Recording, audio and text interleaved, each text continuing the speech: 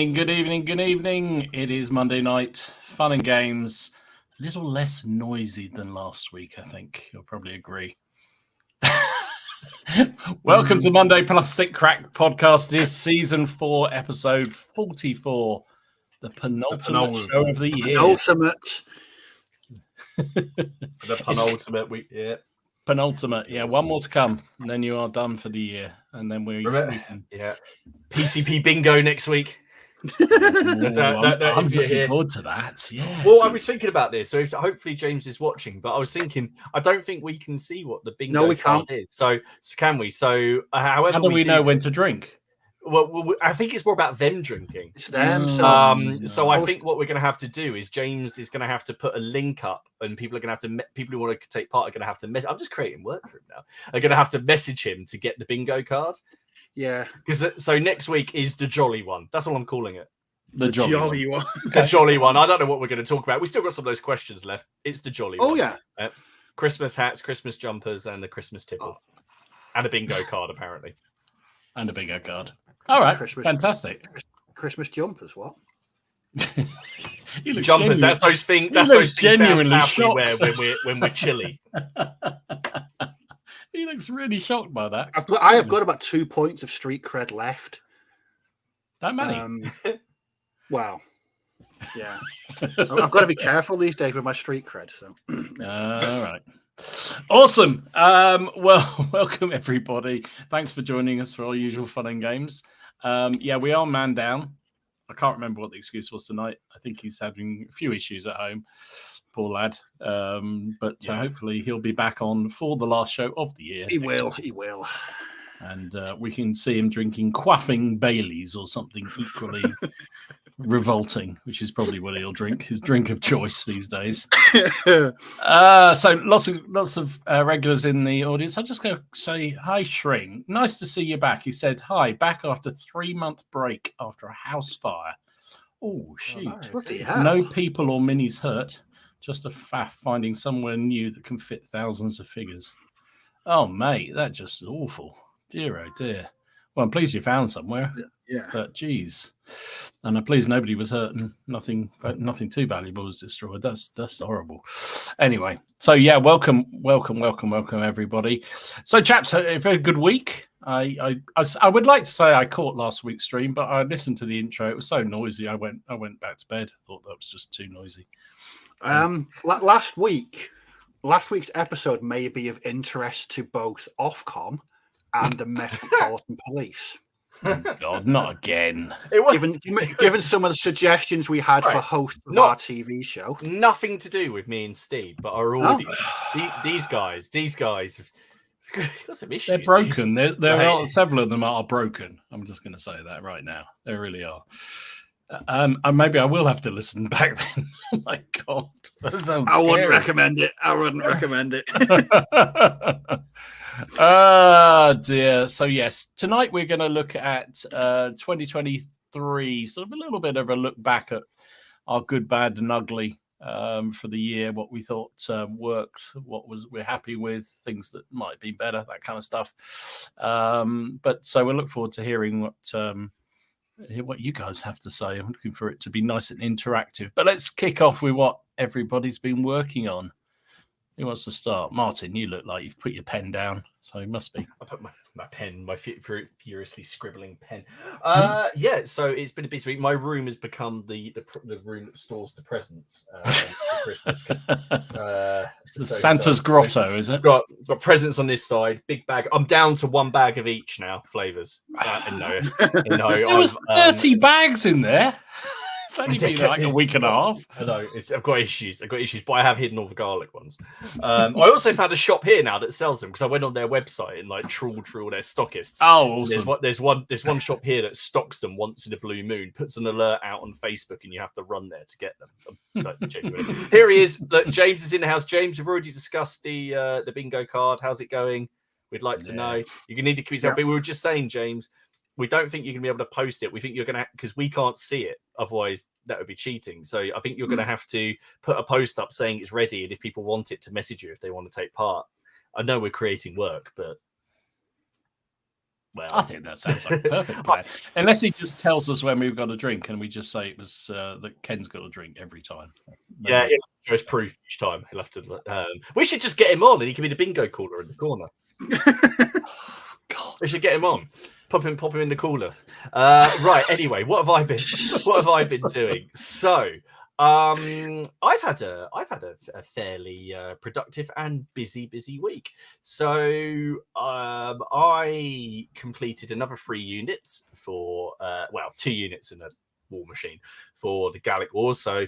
Nice. Last week I've done another unit of Gauls. So this week I've done another unit of Romans, who were good fun. Very so nice. I started these on Friday night because I did a stream on Friday. So I started these then, did 2 hours on them there, and then did about an hour and a bit yesterday to finish them off. But I did a little bit of I channeled my inner Stee and did a slight conversion in a kit bash because I didn't want the Centurion to look the same as the other Centurion. So do you remember Warlord sent out that early Imperial Roman auxilia sprue with loads of orders for ages?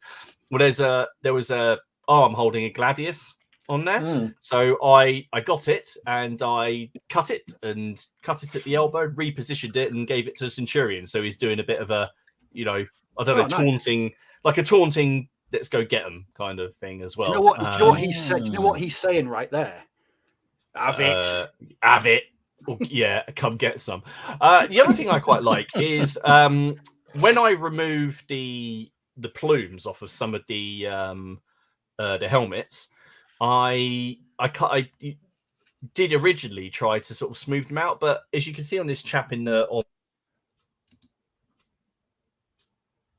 because I think they look like little dings in the helmets, and I quite like that. Where it's obviously just where I've cleaned it up and chopped a little nubbin off here or there. So I got a unit of them done, and then because I decided after 2 units of each I would treat myself to one of the other things.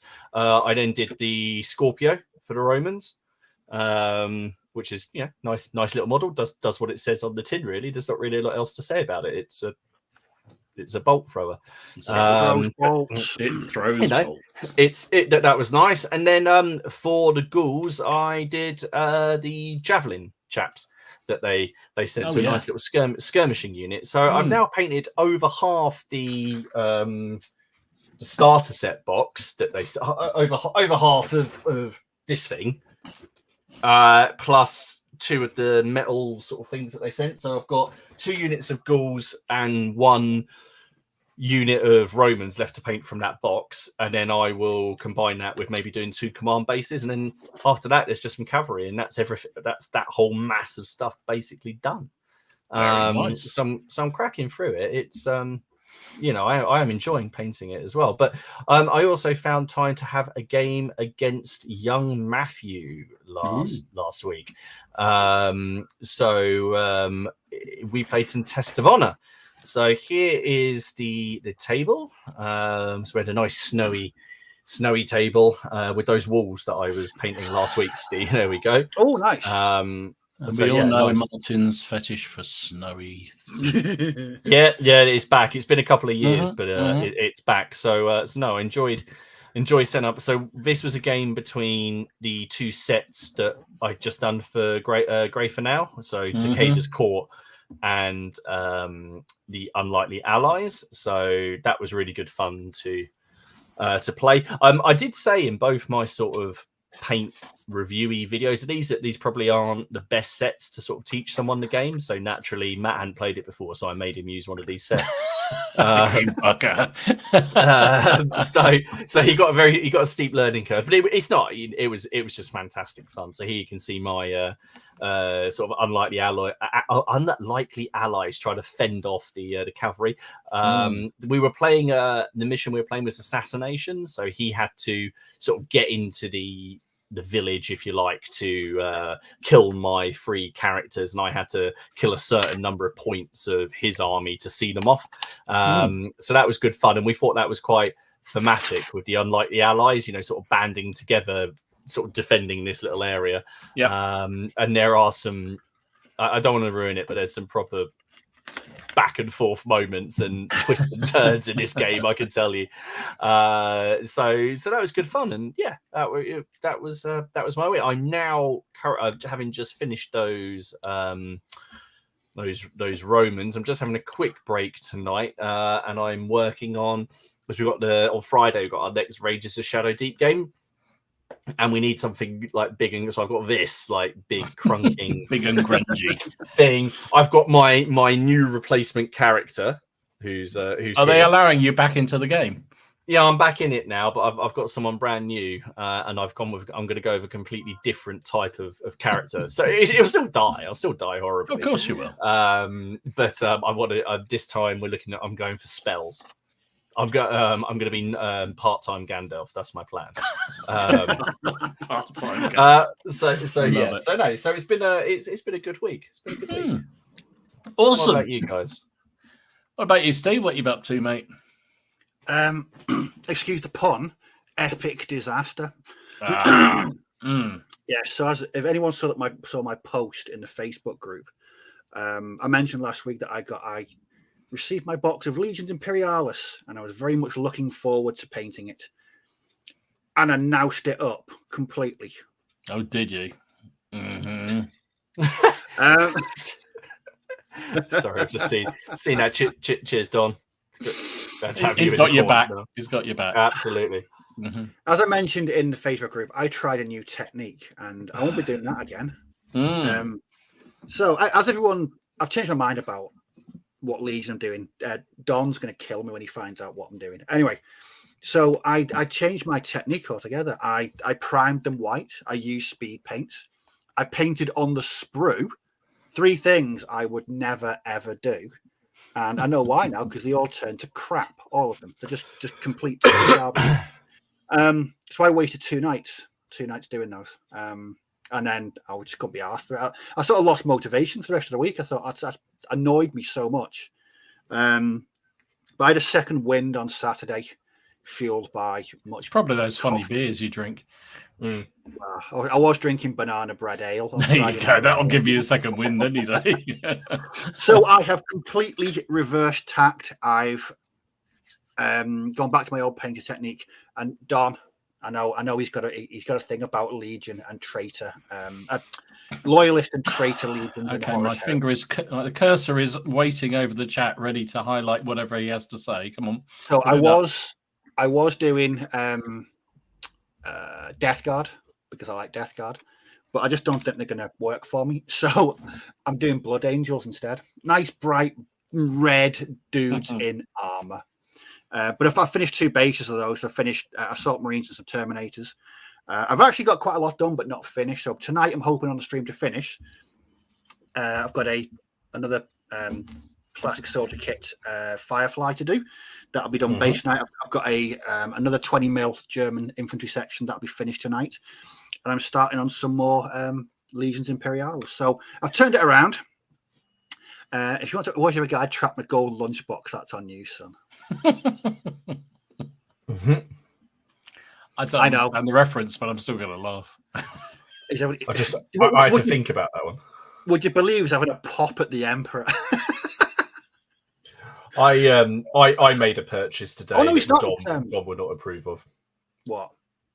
I found myself hovering too long on the Games Workshop website, and I've got some things I want to do next year. I'm going to broaden my horizons next year a little bit. Still carry on with lots of things, but I'm going to try a couple of other things as well. So. Well, speaking of things like that, this week I should be picking up a new rule book. I should be buying the Kings of War rules. Oh, good for you. Oh, nice. Because of that 10mm rock fantasy army I bought. I had a proper look. I had a proper look at it at the weekend. I got it all out, and you know what? It's absolutely brilliant. I cannot wait to start painting this army. Bloody hell! I sold one like a month ago because I had 2. Because I had the 2 to start sets, and I got rid of all the miniatures when we moved house. I found them. Bloody hell! Can you be quicker with your new? Yeah, be quicker with your impromptu purchases, please. But I watched quite a few videos of dudes playing 10mm Kings of War on YouTube, and it looks fantastic. It's played on a really, really small playing area. it just looks great. So that's going to be my Christmas project. I'm off. I really rate Kings of War.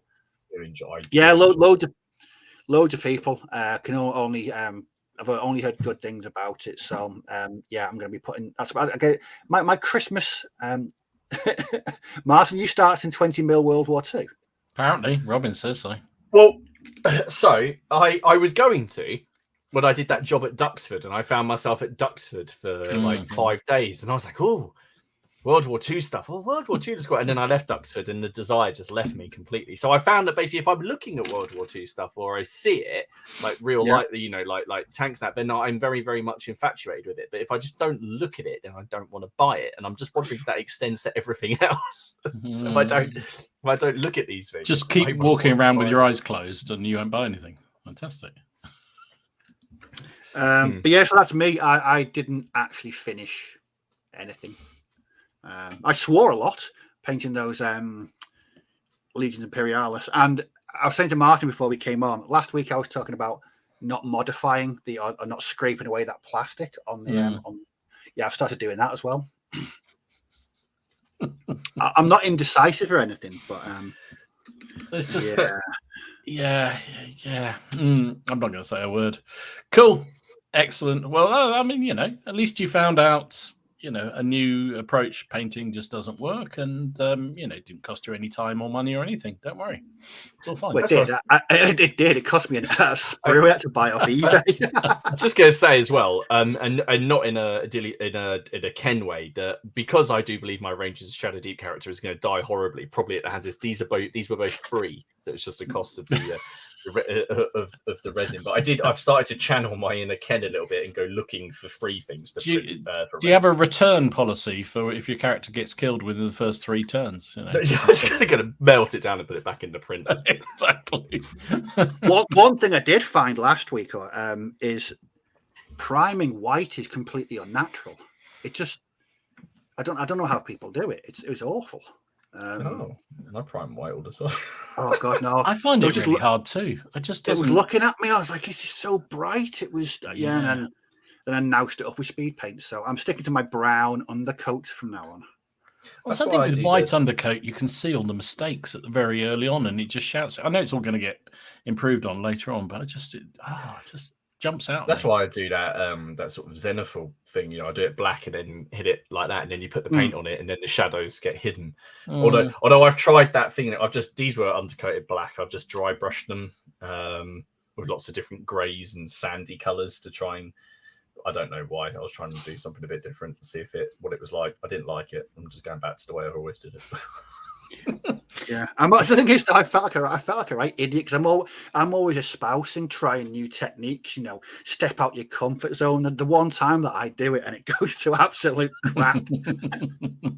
So there you are, folks. We're all learning today that don't ever try and do anything. Don't ever try anything new. Blimey. So for me, well, obviously I have a couple of weeks worth of stuff to show. Well, not completely because I was away for business most of last week. So, but I still got quite a lot done, which was quite satisfying. So, let's start with the Norman warband that I pulled together. So this was a whole load of leftover figures that I had. I think these are the ones that Simon sent us, if I remember rightly.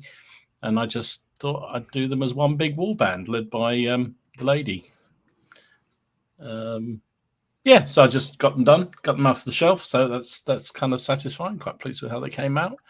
Sort of a mercenary warband is what I had in mind with them. Very nice.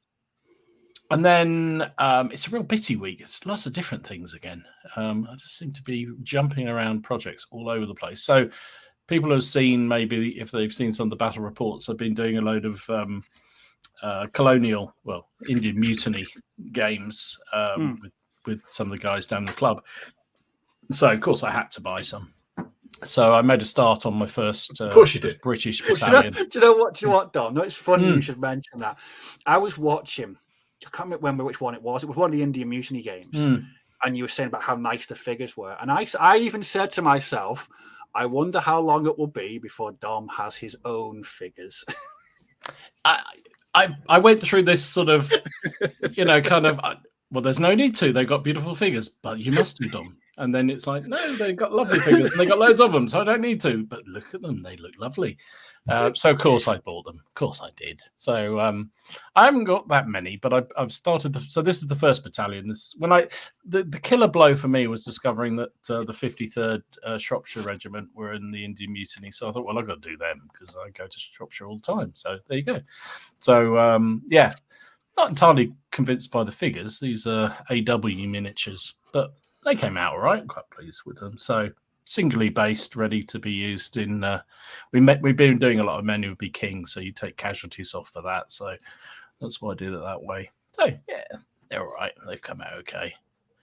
And then I cracked on with another battalion of epic pike and shot because I've got so many of them.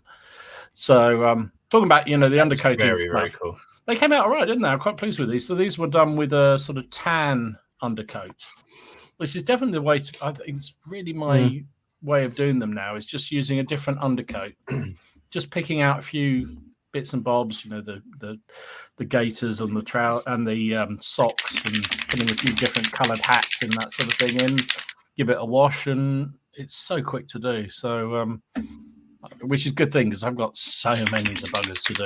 You do, don't you, Dom? Don't you, Dom? Don't you? Yeah. Yes, I know you do. Well, I did that video the other day of about yes. The Montrose. So what I didn't tell people in that one is that Warlord also sent me the entire Covenant starter army. So I've got that one to do as well as, and I'm still working my way through the other one. And also every time I go down the club, someone gives me another Covenant to sprue. So I think I might be doing a Covenant of Force for English Civil War at some point. But yeah, they're good fun to do. And also there's a couple of the officers. I think they're the Royalist. Yeah, they were the Royalist epic character general jobbies. I just done them as sort of general figures. And then also I know I sort of let people see what my next project for 2024 was. Hashtag I blame Martin. Blame me? Yeah, I'm blaming you. I am blaming you. Oh, right. Are we going to do Alicia, are we? Is that going to be our goal? That's the one. So yeah, it's inspired by the new Warlord Gallic book. So I did a test sprue. So there you go. That was just one of the sprues I had kicking around. One of the Warlords. They give you this a free sprue every time, and so I have this kicking around. That's what it says on the tin. Exactly. They're just bog standard, nothing particularly fantastic. But again, I tried a few new techniques. So the guys who basically naked or near enough naked, I undercoated with army painter barbarian flesh or something, and then just put a wash over the top, and that gave that kind of effect, and it worked absolutely fine. So I thought I can rattle through them real quickly doing it that way. They're so fast to paint, aren't they? Yeah, they're dead easy. They really are. And then you just add the odd stripy trouser bloke in there, and that's it. They just I don't mind them, if they do, because they do what they're supposed to do, and I didn't have to spend 5 hours sticking them together. And that's the. I know everyone keeps on telling me in the comments how good the Victrix ones are, and I agree the Victrix ones are probably nice, but putting Victrix models together is a session. Well, I'm now realising I've got a bloody great box full of the damn things, and that's going to take me forever to put together. But so I thought, well, I can inspire myself for doing a bit of painting with the ones I had, and then that's 2024. We'll worry about that another time. So so that's what I've been up to. Oh, plus I did have another game of Epic. We refought one of the battles from the Epic Pike and Shot rulebook down the club actually, and I was effectively umpiring. Well, I wasn't just effective. I was umpiring with David and Jonathan. It was good fun actually. It was really good. It's a good system. Did Jonathan find a building? Do you know what? I have never seen Jonathan so aggressive, ever, in any board game, any battle I've ever had with him or played against him or anything. In turn 2, he tried to launch a cavalry charge. I mean, what? Wow. The only problem, what we have discovered with all those sort of black powder, Hail Caesar, pike and shot rules, he falls foul of because he dices too high. So his command is absolutely shocking. Nothing moves because he keeps rolling 10s and 12s and 11s. So without giving the game away, it was rather challenging for him to get his assaults going because he kept rolling too high for the command. So yeah, anyway, it was a good game. So I will do a video of it at some point. Well, I've got the footage, so I'll just edit it at some point. Stick that up maybe next week or this week some point. So if you're interested, really enjoying the pike and shot stuff. It's really, really good. Because you're using the alternative now where you can they're in one unit, which is obviously quite hard to do at 28 mil. Yes, and it works really well at that 15 mil scale, or true 15 mil, I think as we're now calling it. It works really well there because it's the only thing what we have noticed is there's 3 30-year war scenarios in the back of the book, and I don't know how much playtesting they've done with them because there's things that just do not work in there. It's like this one, the Imperial forces have to defend 4 sort of strong point city built up area things. Pike and shot troops or pike troops are not allowed in built up areas for obvious reasons. So how do they hold them? Also, the Swedes who are attacking have only got pike as infantry. So how do they take them? Quick question. Is that a rule in the pike and shot rulebook, or is that just in the scenario? No, it's in the rulebook. Can you find that for me? Because where's that in? Because my last game I fought against Miller, I forced him out of the built-up area with my pikes, and then held on to it for the whole game. They're not allowed. Well, maybe they can. Maybe they force them out with their long sticks, but they can't actually go in. Maybe not. That's fine. That's fine. Just poke them out and just Yeah, that is a rule in it, so they can't do it. No, that's fine. That makes sense. And I think makes we might have perfect even sense. had this debate at the time, but we couldn't find anything, so I just took it. So yeah, it's all cool. So yeah, I'm quite happy with that. So, but we just have to modify that, and also it's like this whole battlefield had woods and built up areas, and pikemen can't go in any of them. So that kind of caused a few problems, but anyway, it's good fun. So there you go. That's what I've been up to. So thanks to everybody watching on replay, by the way, in case you thought I'd forgotten, which I did. Thanks for everybody watching. And Dom, who are we sponsored by? I can't read it. Boards and Swords. Yes, we are. We are sponsored by the kind guys at Boards and Swords, Ian, who has supported us greatly through this year. Thank you to him and the crew. And remember, if you ever want to spend your ill-gotten gains with Ian and Boards and Swords, use the additional code of PCP5, and you get an extra 5% off any purchases on top of the already fantastic savings that you get from his web store. Or indeed, if you're going in person as well in Derby. So, what say you that we do the OPC next? Yes. I did apologise last week, but I'll apologise again due to the gas leak that we had in the house, and I still have no heating a week later. I just kind of forgot to upload them, so I do apologise. But Dom, who's far more on it, has done it this week. So there we go. It's Martin and Haley are living on or surviving on burnt sprues to keep them warm. We've got a one hot. Caden gave us a bless him. We've got, because we have no hobs, so we've got like just a 1-ring electric hob, and I thought, I'll do some rice. It took me an hour. Oh shit! Oh, that's horrible. And and then we've got this little blower heater. So I've got the oil heater next to me. We just keep on moving it around the house. But we've got a dude coming here on. Got a dude coming here on Thursday to fix it. But the horror. So what they're going to do is they're going to go up the outside of the house with a new pipe through our living room, lifting up floorboards. We've got to move all the sofas and the Christmas decorations through our bedroom, out the wall the other side, down the outside of the house, and then into the kitchen. That was the better option because they threatened to bring it through here. and go Oh through here, no! and through these bookcases here, and through there's a toilet the other side of here, and then straight into the kitchen, which would only have used 5 meters of pipe. And in my head, I'm sitting because of course we rent, and in my head I'm going, oh no, don't worry, yeah, floorboards much easier to take up. You know, you don't want to do that. There's a toilet in there, foul pipe. No, you don't want to mess around with that. I'm sitting. All I'm thinking in my head is, if I've got moved these, I'm gonna cry. I love it. Yeah, Good says it's okay, Martin. Just get the printer going. That'll warm you up. Yeah, it's a good point, actually. Very good point. Anyway, OPC 22, which is the last one of this year. Reminder: this is the fun, purely for funsies, community-run painting challenge that they do. There's a theme every month or every couple of months, whenever it's held, which everyone does just for a bit of giggles. And there's been some awesome stuff as usual. So OPC 22, I've just got my notes here because I'm organised like that, and I won't remember. It was something sci-fi or futuristic was the themes. All the entries are posted up on the Facebook page with the OPC relevant hashtags for it. So no prizes, just the fun.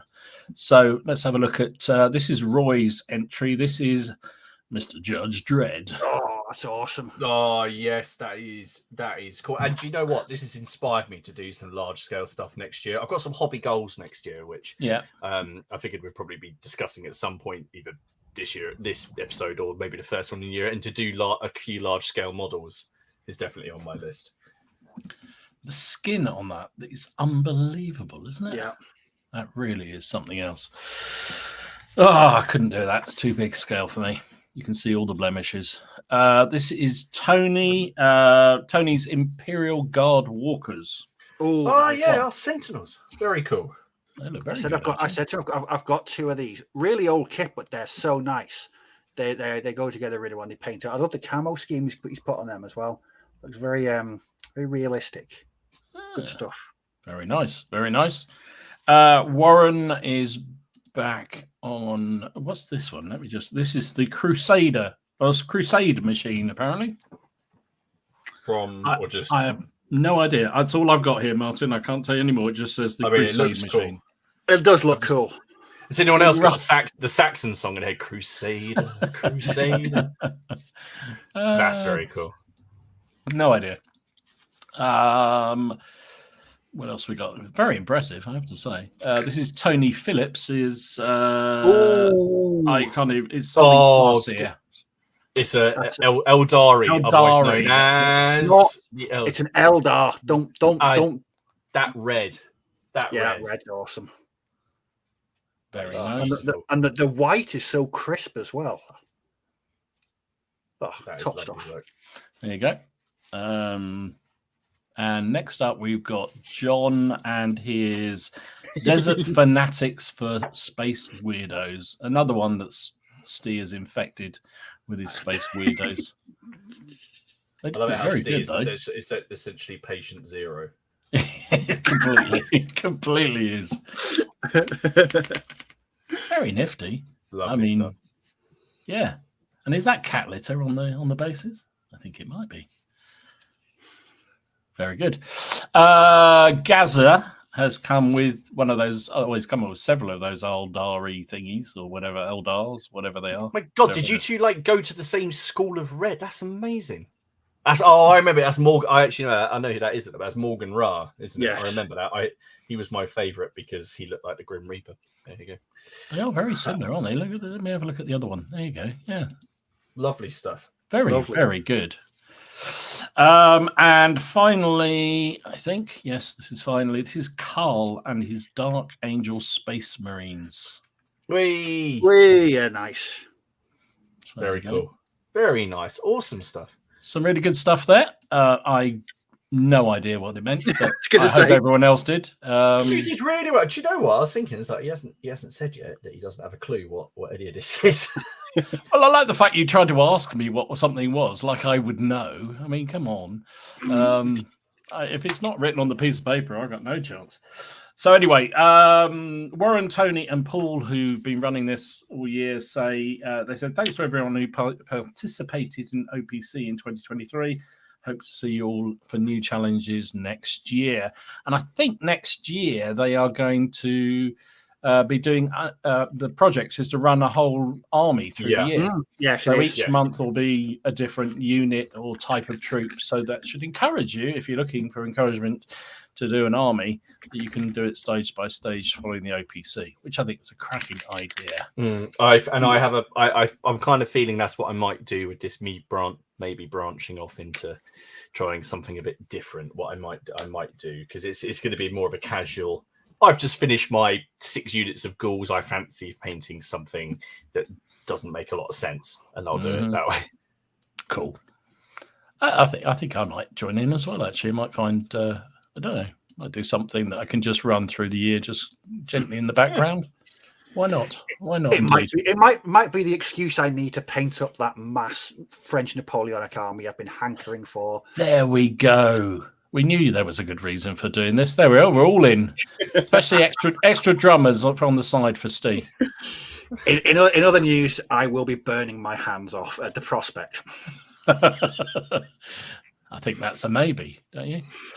Right. Thank you very much to everybody for that. Really good stuff. I do like seeing the OPC, even if I don't understand what's going on with half of it, which is fairly normal.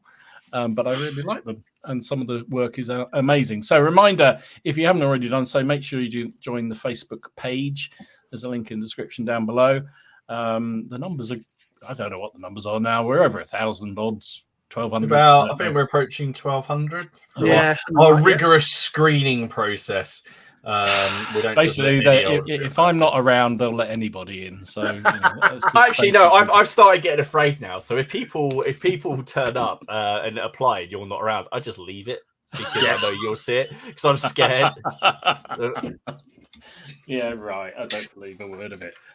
Yes, we try it. I try and put some sort of control of it so we don't get too many spammy bots. That we've got. The only one we got one of those is Ken, and we can't really get rid of him.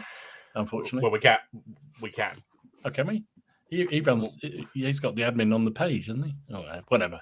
We need to talk about that. Actually, something that dawned on me earlier on about the what we were talking about earlier. We think we need to talk about that.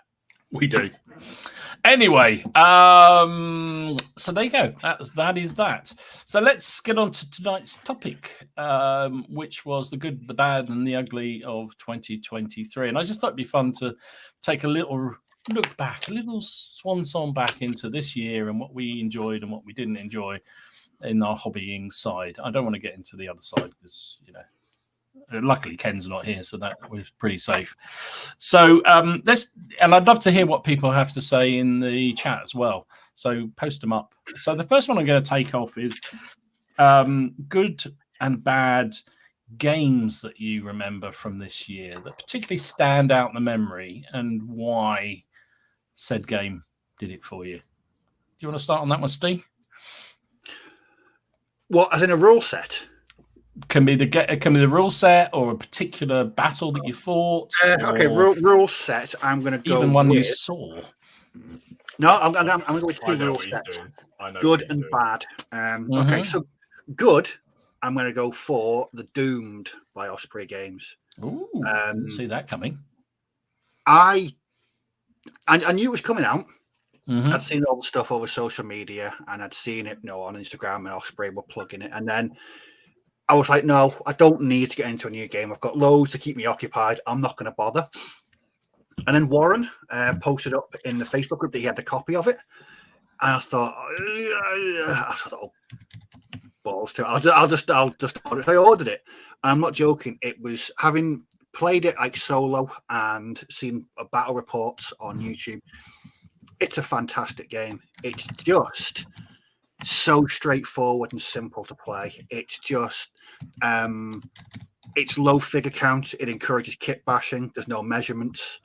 It's solo. You can play against other players, but you can play against you largely play against the horrors on a 2x2 or a 3x3 board. You've got your own warband. There's elements of role play. The lore is brilliant. It's just a fantastic game that I would recommend to anybody. It was just really good. And what I liked about it was that was a surprise. I wasn't going to get into it. I just literally ordered it because I saw it. I thought, oh. And I just got the book, read the rules. I was like, yeah, I'm going to do some. And the very next day, I was start here kit bashing a warband for it. It just works. It's a fantastic game. I would recommend anyone to have a go at it. Really, really good. Cool, excellent. What about the downside then? What was the bad one for you this year? So again, I know what this is. I really, really hate to do this. I really do. Do it. Because normally I wouldn't poo-poo a game that I hadn't played. Right? Normally the general rule is you play. It's like Steve, just get the execution over with, will you? Yeah, come on, just get out there. Go on, man. Just fire the bullet. Go on, do it. It's a war transformed. No, didn't. And again, I've had loads of conversations with people about this, and it's weird that everyone I spoke to has had the same experience as me. In that, when it was leading up to it, I know that there was a big campaign, and they were releasing the figure packs through. I think it was North Star, and they were putting things on Facebook. And again, another game I thought, I don't need. And I thought, well, kit bashing, World War I horror. Ooh. Skirmish, yes. What could possibly go wrong? Well, yeah. The rulebook arrived, and I remember I was speaking to Paul from Paul's Paint Shed in the pub the night before CrackCon. It was the night before CrackCon, and we were slagging rulebooks off. And I was saying to him, I just felt it's been a long time since I picked up a rulebook and stuff. Because when I get a rulebook, I don't know if it's just me. When you get a rulebook to the post, you like to spend some time, sit down with a cup of coffee and enjoy the rulebook. If you're like me, you smell them as well. I always smell my rulebooks. Yeah. Obviously. And you just enjoy it. And I did the same with a War Transform, and I couldn't get into it. There was something about it that just didn't grip me. And I don't know why. It was just, it seemed to be, there was just so much crammed into one book. If a game is being touted as a skirmish game, a northern thing. I think smelling a book is probably what. Oh, right, smelling a book. No, I always. I assume so. Either that's the poo-pooing. I don't know. I always smell books. And so I bought the rule book, and I got a box of War Games Atlantic. World War I German. So there's a bit of kit. I thought maybe the kit bashing will sort of enthuse me into. And every time I picked it up, it was like I couldn't. It was like wading through like syrup. That's the only way I can describe it.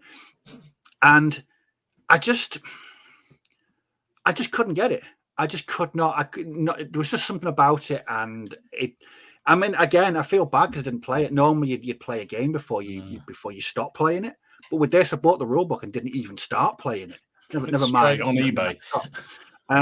So, and the weird thing is, I was talking to Andy about it. He had exactly the same thoughts as me. He put a thing up on his blog about it. And I don't know whether it was just jumping on the hype train when I shouldn't have been jumping on the hype train. Maybe I was, I don't know, expecting something different, but it just didn't. It didn't grab me, and it's a shame. It really is, because the daft thing is there is a game there. There is a game in that book, but I just couldn't. I couldn't wade through all the No, I didn't, Matt. I didn't. It's. And again, I do feel really, really bad for having this approach to it because I didn't actually play it. But what I didn't want to do is invest all that time kit bashing, a load of figures to then play it and go, well, I don't like that. Yeah. There was just something about it. It bogged me down. And I thought it's not giving off the right vibes for me. And I just don't think I'm gonna move this forward. So again, it's a game I looked at. I give it a go. I didn't actually give it a go because I didn't actually play a game. But no. Yeah, exactly. Yeah. Again, lots of people have said the same thing to me. And again, it's a massive shame because there is a good idea there. There is a good idea. I must admit, I was the same with it. I saw it and I thought I loved the backstory on it. I thought they're really clever. I thought, here's a First World War game I might have a bit of a laugh doing. Then I had visions of Silver Bayonets and I just thought, no, nobody was, not that that's a bad game. I think that is a good game, but just the fact that nobody at the club will want to play it. And I just thought, I've got too many games, so I didn't. But then hearing you talk about it, I thought, thank God I didn't do that. I wasn't going to. It was something I'd seen it. I thought, but again, hype train. I ordered it. It was delivered the next day. This is the danger of instant gratification. You can have I can have a rollback here in 24 hours, which it's a dangerous thing, really. What I do, I mean, I just felt bad. I mean, I felt bad for myself for getting caught up in the hype of a game that I shouldn't have done, but also not giving it a chance. I mean, I read the rules. Don't get me wrong. I read the rule book. Didn't grip me at all. So, lesson well and truly learned. But I've got some War Games Atlantic Germans to work on. Good for you. What about you, Martin? What was sort of best game or my best game? Well, if we're going new games rather than gaming experiences, well, first of all, I could do either, whichever you like. Well, can I do both? Or do both? Yeah, go on, then I'll let you do both. Both. All right. Okay, so my favorite game. He's not going to like this. What is the Crusade games, and it's the one that we just played with the heavy cavalry. Even though I got my ass kicked, I loved it. I loved every second of playing it. It felt right. I felt like we had the scenario worked, everything just worked, and it was brilliant. And it kind of got to the end of that game, and sometimes you're like, oh, maybe there's someone else we could have done. And it was just a really good feeling, and getting that and just getting the whole campaign. Why that in particular, do you think? Because you play a lot of those sort of games. I think it was because we took a chance and set up with what we were doing with scenarios and how we played them, and this idea of lining, get the way that you position and come up with the deployment conditions. And sometimes when you do things, they don't really work. You're like, oh, we should have done it so this unit was facing the other way. And we just kind of ran through things, and it was done on the fly a little bit. And having the deployment the way it was, the scenery the way it was, and everything just worked. And it was a really tight game. It became, even though the heavy cavalry came crashing down through my lines, smashing through 2 units at once, they then got isolated as my troops sort of enclosed them. But then there was a bit of a scuffle, and then my reinforcements turned, and it really came down to the wire. It really, really did. So it was just good fun in the context of the campaign. So if you're saying like an individual battle, that's probably my favorite, closely followed by the one where Miller's brigade just walked off the board in the first turn of the game, which I really enjoyed. That's because you're a nasty, nasty human being. So funny. It was so funny. It wasn't the fact he'd done it, it's just the fact that he nearly flipped an 8x6 table and 1,000 figures. But no, so, and then for me, the if you say like a new game, well, it's not a new game, but a new game that I played is Rangers of Shadow Deep. I love it. I absolutely love it. It really fills that because I'm not playing as many tabletop RPGs at the moment as I'd like to, so it really fills that sort of casual gaming gap that I have, where you just, and because it's cooperative, and I mean it's very, very similar to Silver Bayonet. It's essentially the same rule set.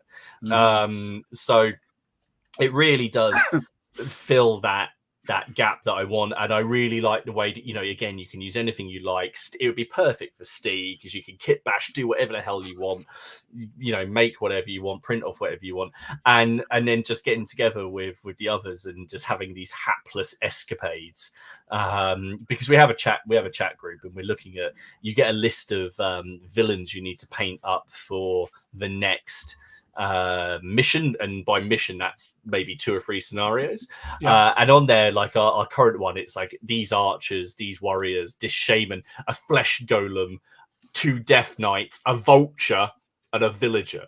And the one that we're most concerned about is, why is there a vulture? Is that for our carcasses? Like, what's that for? We've seen how you play, so yes, it probably is. Yeah. Like, what is the point? You know, and I really enjoy it, and it's quite collaborative because obviously you can do it any way you want, but the way the four of us are doing it, we're kind of dividing out the work between us to play the next mission. So someone's right, this one we need rocks or a shrine or something, right? Robin, you're on that. Miller, you're sourcing the vultures. Yeah. He went around warfare looking for these vultures. I know, he was obsessed. He was a man obsessed. He got him. He did get him. A lot more he got from what I remember. Yeah, as well. And then I'll be like doing like the flesh golem, and then Matt is like, you're on ogres, and it's just quite fun. And then getting it together to play it, it's just awesome. I just enjoy it. The gaming. Bad. What bad? Yeah, either a game that you played or a system that you weren't happy with, or I haven't really played a new system that I wasn't happy with. He says, turning around to look at everything. So I haven't really played anything new. I did try, and I'm sorry, guys. I know you wanted. I did try playing Lion Rampant again, and I still don't like it. All right. I tried. And I still don't. Maybe another time. Somewhere Alec is crying very. I know, and his game looks so good. I'm sure if I played it with Alec, it'd be good. But it's me, and the problem is I need someone who's enthusiastic about it to come and like make me enthusiastic about it, because I'm just not. And I think that's actually part of the thing when you're learning to play a game. If the person that's teaching you isn't enthusiastic or playing with you, and it's like, why are you gonna care? Yeah, and that's part of it. If I can, for Hail Caesar and things like I can get really excited and try and teach someone to play it. And we've talked about this before, about getting people into games. If the person that's teaching you to play is really sort of like, yeah, well, it's all right, but so yeah, that would probably be my going back. I'm just trying to think if there's a particular game where it all went wrong. Well, there's been plenty of your games where it's all gone wrong, but in a positive and nice, funny way, which is good. That game we had around yours, that went wrong. That went very wrong. That's going to be one of my highlight games, because I loved it. That stand in my mind for that was tremendous fun. I mean, it was great fun. Yeah. The half an hour discussion about a certain rule in there, which got very, very funny as it got the more and more beer that was good. Yes, by one individual, by one person, who the last time he consumed a load of beer when we met certain people in the miniatures industry, we should know not to let him have beer. Yeah, that's very true. So, but that was a humdinger of a game, though, wasn't it? Oh, it's a great game. It was just we might as well have not even bothered with two of our divisions, because they never did anything. That's what, if you say purely by game, or we could talk about my cavalry in the game that we had. The Napoleonic game that we had, where I might as well have not even bothered deploying them. Might as well just put them out. This is what they look like, and then just put them straight back in the. They were very pretty as they ran off the table. It's absolutely fine. Sorry, that's maybe Lion and Dragon Rabbit. Or you should have bought me dinner. Oh, very nice. So that would be mine. I say, if you're just talking about the bad in terms of a game, they weren't bad. They were only bad by the point of view that I lost because I just got slaughtered. Then it'd be both games I've had against you. But I got slaughtered. Oh, I feel bad now. I had tremendous fun playing both of them. Gaming good. The Crusade game and Rangers Shadow Deep, and of course watching Steve learn Bushido at CrackCon. That's on my list for next year, of a game that I'm going to play a lot more of, considering that I spent all that money on Black Friday to buy all those snake people. Yeah. So I'm looking forward to making the board as well. That's one thing I'm going to do. So I've told my friend he's going to get round here, come hell or high water, I'm going to be playing some Bushido. So yeah, nice, definitely. If people haven't played it, I would highly recommend it. It's such a fun game to play. It really is. I've got the figures. I've got the rules. I just need to have a game. Well, you were too busy keeping everyone at your table, so you could just trounce them. I mean, that again, the two games that come to mind for me that I really, really enjoyed the most, and I had a lot of really good games. So I'm not going to That it was just sort of degrees of fantasticness.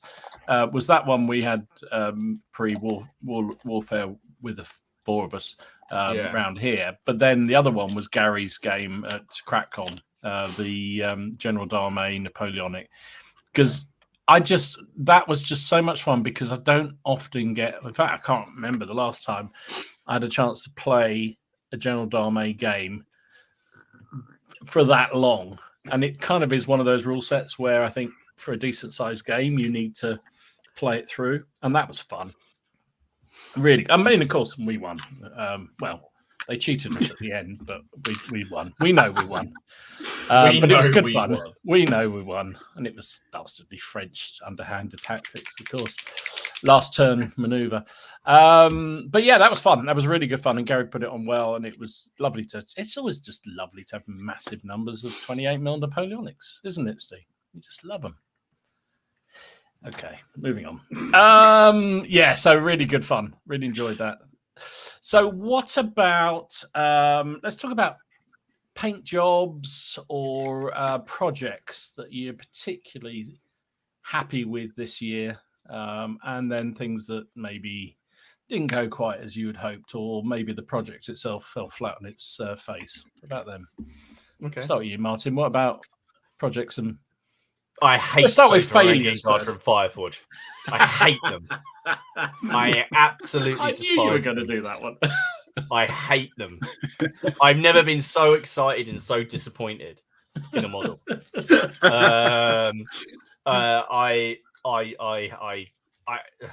thing is that I say about Fireforge, and I know I've gone about it, is I like the plastic. I like the plastics. I just think they're very safe. Yeah. Utilitarian. I don't mean it in a bad way. They're basic. Yeah. They're good for getting infantry out and on the board, and the cavalry as well. Even though you have to do a little bit of cutting here and there to make the actual things fit together. Those Varangian Guard nearly ended me. I've never taken 2 weeks to stick together 9 models before. Everything about it was painful and a chore. And I have nothing, but I like all the other models. And the thing is, I look at them now and I look at them and go, I've done an all right paint job on them. You know, now they've got some paint on them, but all I can think about is the sheer time and energy. Because I kept some back because I had the idea of doing a Strategos Byzantine commander, which is the point actually. I've got to paint him up before the next game with some Varangian Guard about him. I'm not doing that now. I'm just going to use some of the old leftover plastics. I don't care. The Varangian Guard can go do one. The Strategos, I'm looking at the Strategos going, he's resin. And then I've got the foot one and the mounted one. And the mounted one's in 5 pieces, which is making me grimace. The foot one's in 2. So I think I might be able to just sort of cope with that one. But oh god, cheers, Ed. The rocket. Oh my god. Do you know what? It hasn't left the shelf. Hang on a second. It lives in perpetuity now on my bookshelf. This thing, right? Empress miniatures. We're all agreed. Make really nice minis, right? Lovely really nice minis. This rocket tube nearly ended me. The minis, everything about it. It was the rocket tube, and I still think that it was probably 75% me, right? Because I've spoken to loads of people. No one else seems to have had an issue with this. It's just me. And then there was the moment in that live stream where I was sticking it together, and I put my hand on that rocket tube and I flattened it.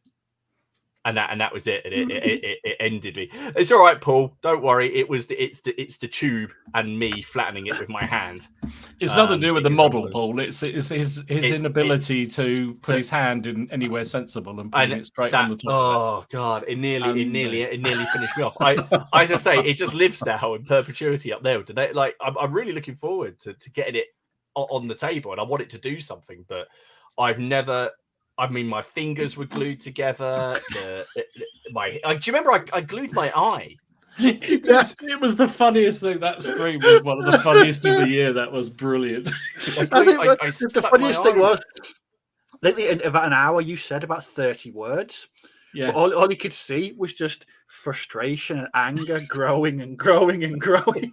I'm pretty sure. I think we got a strike, didn't we, for my language? We did but that was it. It was. But I'd like to say that I feel that language was. I got glue in my eyelashes. I remember.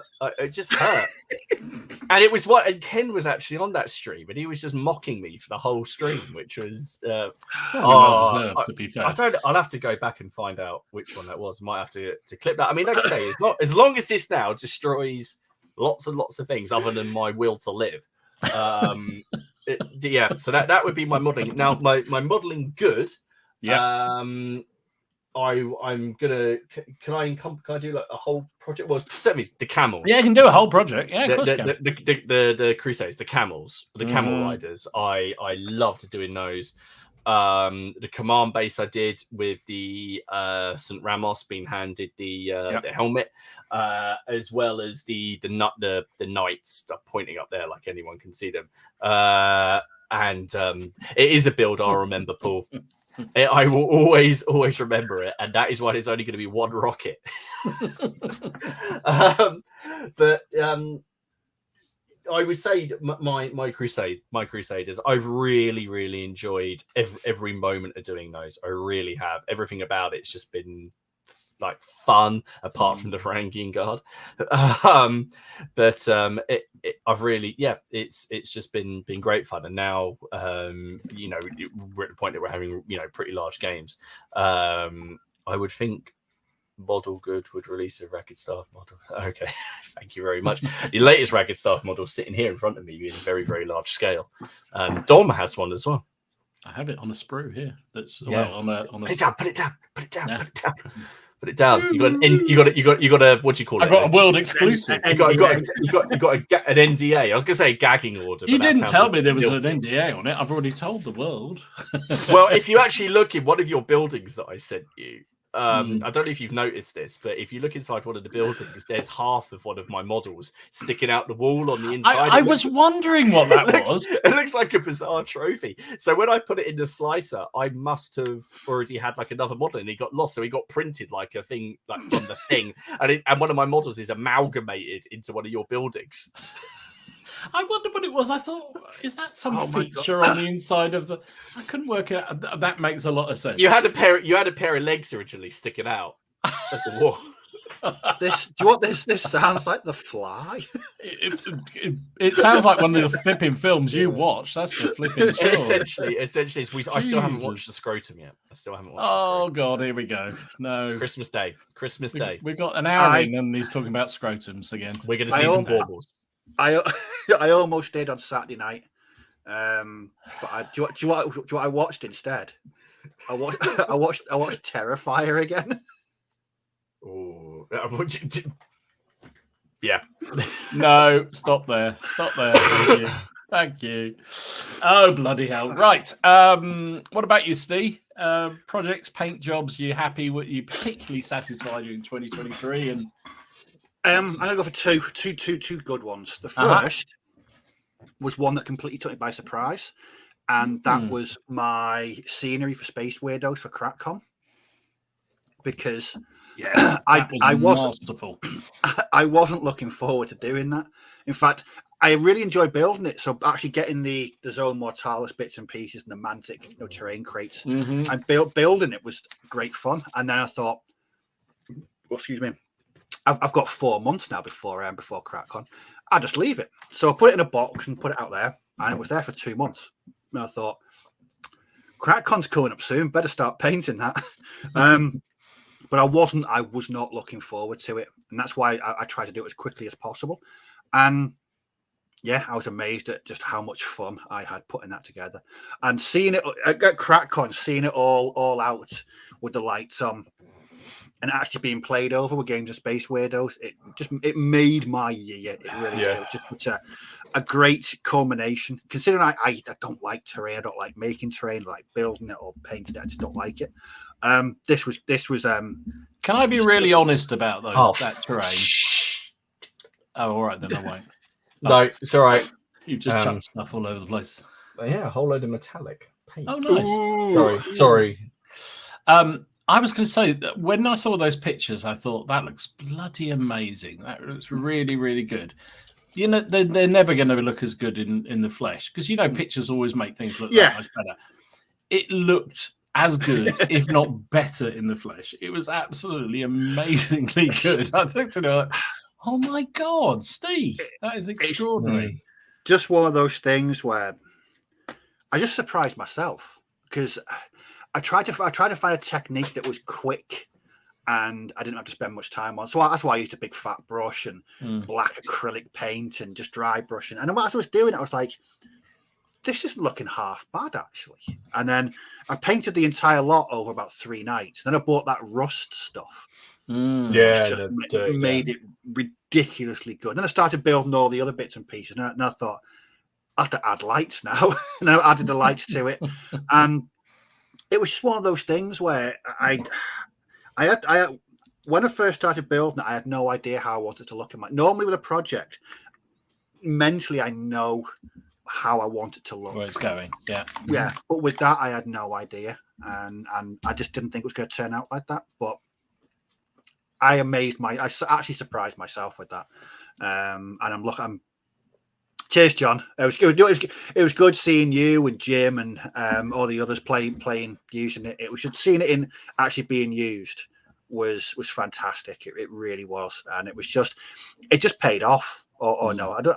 The amount of hours I put into it wasn't that much compared to some of the other things I've worked on. But like I said, it was because I wasn't looking forward to it, and then once I started seeing it, I was like, this is actually quite nice doing this. But and my second was finishing that the bolt action Deutsche Africa Corps project that I was working on.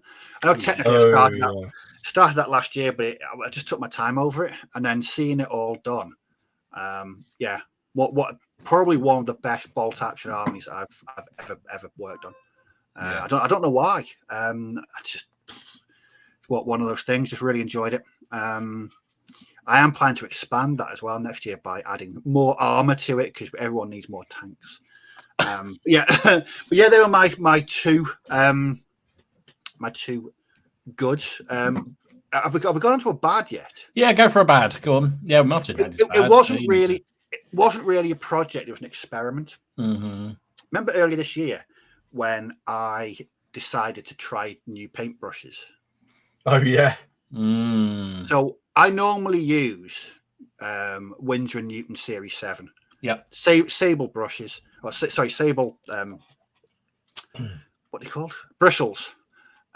Yes, they're on the expensive side, but they work and they last. And you're going to upset some people in a second. I'm not going to mention the name of the brand. I'm not going to do that. I'm not. I don't want to get on anyone's bad side. So at the start of this year, I thought, well, maybe there are other brushes out there. Maybe there's other manufacturers I could use. So I bought synthetics, and it's a false economy because you end up spending more to replace your synth. I mean, don't get me wrong. I mean, I'm not some kind of ogre that mistreats brushes. I clean brushes. I use brush cleaner. I look after my brushes, and these things were losing their tip after a week. And they were just, and so I was replaced, and I thought, you know what, this is absolutely insane. I'm just throwing good money after bad, whereas I can just go out and spend a fair bit of money on some Winsor & Newton, which is what I did, and I've been using the same brushes now for about 4 months because they last. So that was a massive failed experiment, and I will never go back to using synthetic brushes ever again. Exactly. No, there is. Robin is absolutely spot on there. There are no good. Don't beat around the bush there, Robin. No. I wouldn't expect that. But no, I mean, I did try. Where did I get the lights from? If you go onto Amazon and look for LED waterproof tea lights, if you can't find them, I'll pop a link in the Facebook group later, Mark. But yeah, that was my mini agnostic. This was the year I started to love big brushes. there ain't such thing. There ain't much you can't do with a good size 4. Good for you, mate. So again, that was a bit of an experiment to see if the works. At the time, I was painting those Epic ACW, and they did a job for me. What was the annoying thing was just there was no longevity. No matter how much I looked after them, no matter how much I cleaned them, I always used brush protectors. Within weeks, they were useless, absolutely useless. And again, they're cheap. You get what you pay for. I was getting 6 brushes for about 13 quid, which is it's a red flag in itself. Yeah. I mean, one Winsor & Newton cost me about 22 pounds. But at the end of the day, it's worth it because I'm going to have that brush for the best part of 18 months. It's going to last. Yeah.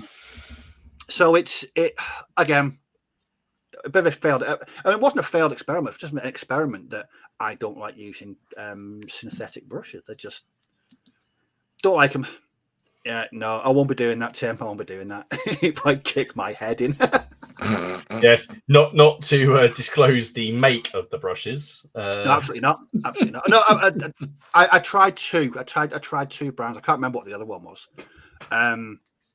But I won't go back to yet. I mean, I've got synthetic brushes that I use for the worst jobs a brush can go through. So I'll. But I mean, again, So that was my bad stroke ugly because it was ridiculous. It was just going with brush after brush after brush. No, won't be doing that ever again. Good for you, mate. Good for you.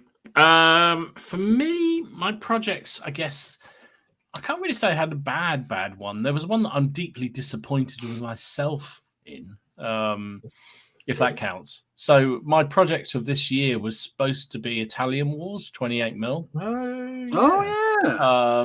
And I cracked on at the beginning, did loads of the pipe blocks and goodness knows what, and then just sort of petered out. And they're sitting on the shelf up there in various states of unpaintedness.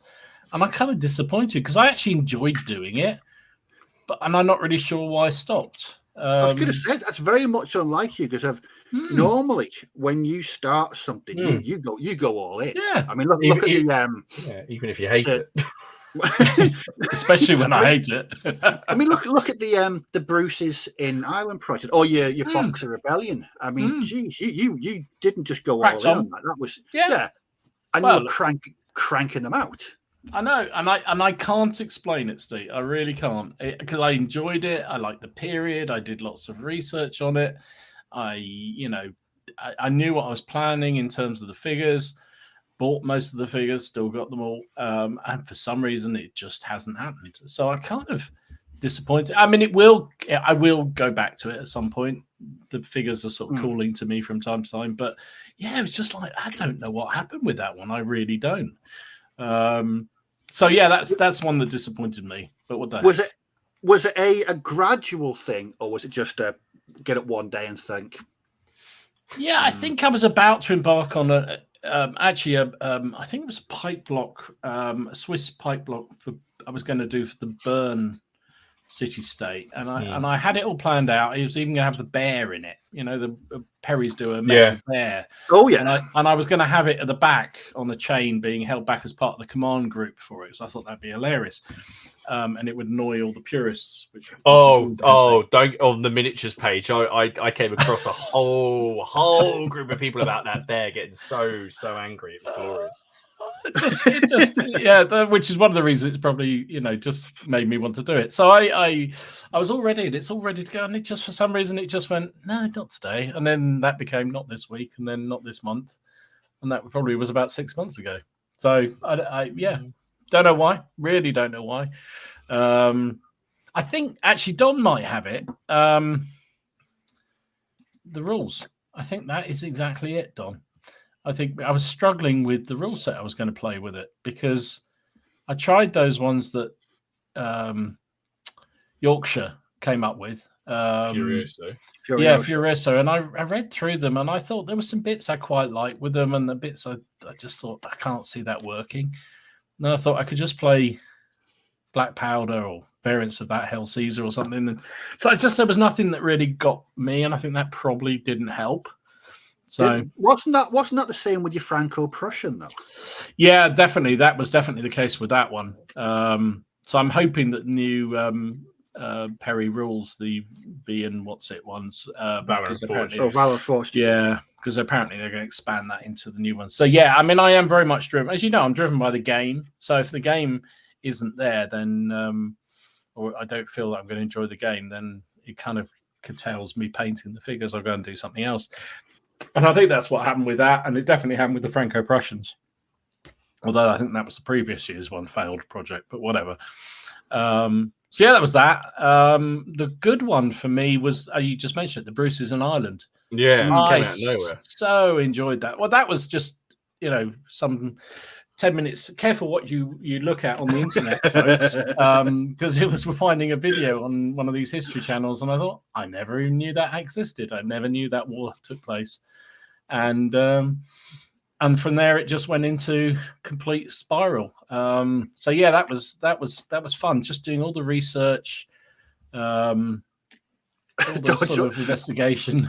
I just remember that whenever you did your update videos, there was just trays of figures. They're everywhere. Just everywhere. Yeah. But that's what I do, Steve. I just end up buying everything for the core of everything, and then it's like I enjoyed that so much, and I really like the games, and I keep thinking I must get some. I was thinking this week I must have another game of that because I really enjoyed it, and it's been something I haven't taken down the club. It's just purely been solo. I just enjoy doing it. I've enjoyed playing with myself, so to speak. It's been really good fun. So Lionheart, no, it was the 90-man pipe blocks I was happy with. I was ready for that. Yeah, I've done more pipe blocks than I've ever done. Well, not ever done, but I've done in a long time. So that didn't put me off. So there you go. That was that. I know Mini Agnostic. That's why, because I heard they played a game at Partisan of the new Franco-Prussian variant, I think, of Valor and Fortitude. So I'm looking forward to that. I'll probably now find out I need even more figures. So yeah. So that was my two, good and bad. So thanks for everyone's suggestions. I will come back to these in a minute. But let's cracky on through timing. You stop throwing paint everywhere. I've got so much flesh to do, and I just knocked myself over, as in my Ranger's Shadow Deep person. Can I just say that earlier I managed to knock over an entire tub of flock, and I swore internally. I may have come across as like the paragon of just calmness, but I was raging. We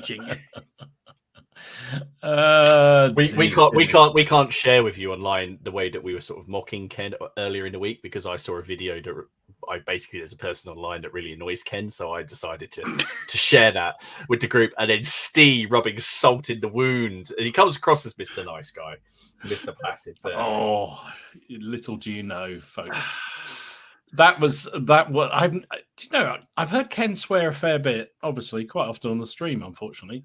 But yes. that chat, there was a string of obscenities for a good 10 minutes. It was quite funny. Doesn't like that person, and so now I've now subscribed to that person. It's nothing to do with gaming. It's not gaming. It's a TikTok thing. What's Bicker just said? Martin, save yourself some trouble and just model your new character's head on that big monster's belt as a trophy. Well, it's funny you should say that, because he's got 5 on there already. There you go. There we go. Anyway, we're cracking on through the time. So thanks for everyone watching and everyone on the catch up. We've already done that bit. If you feel you enjoyed it, hit that like button. That's really great. Thank you very much indeed. And if you haven't already subscribed to all of our channels, links are in the description down below. Right, let's do some news, shall we? Yes. We won't play that horrible tune. I'm going to get. We haven't played it for weeks. Are you up to paints, or do you want me to start? I can start, because I saw what you had. I actually came and checked the stream, and I don't have a great deal. It's gone a bit quiet at the moment. I did see that Hellion have released their Bushidan Japanese small unit warfare rules. From what I Hellion have read, been doing a lot of new books, haven't they? A lot of new seem books to coming suddenly through. just come out with a whole load of releases. Yeah. So this is, from what I read, about between 9 to 11 units of 4 to 10 or a dozen things each. So large skirmish size, bigger than Saga, I would say. You know, probably getting up towards a Lion Rampant size kind of game. But I haven't played it, but they're out there for anyone who wants to look. And my other two things are GW related, because we like to share. Now, I purely put these on here because the name made me laugh, made me automatically think of Derby. So these are the Stab Lads.